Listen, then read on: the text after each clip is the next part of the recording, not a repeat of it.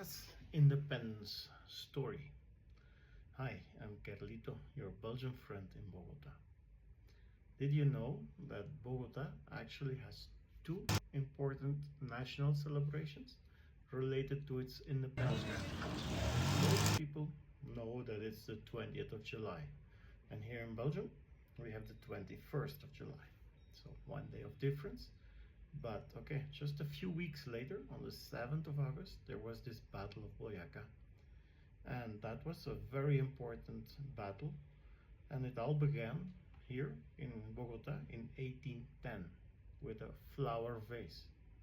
A group of local leaders asked a Spanish merchant, Jose González Llorente, to lend them a flower vase. They weren't really interested in that vase, no?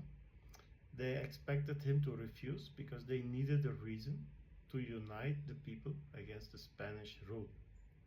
So no, Colombia didn't fight for 9 years because of a flower vase. The vase was simply the spark that initiated the revolution. But the freedom didn't come overnight. The war lasted almost 9 years, guys, 9 years. And this wasn't just about the Colombia that we have today. The independence movement eventually led to Grand Colombia, including what are now Colombia, Venezuela, Ecuador, and Panama.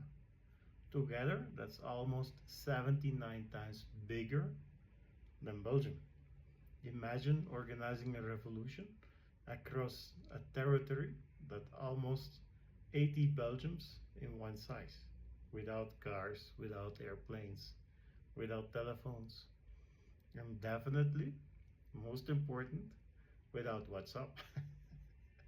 Then came one of the most remarkable moments in South American history, Simón Bolívar.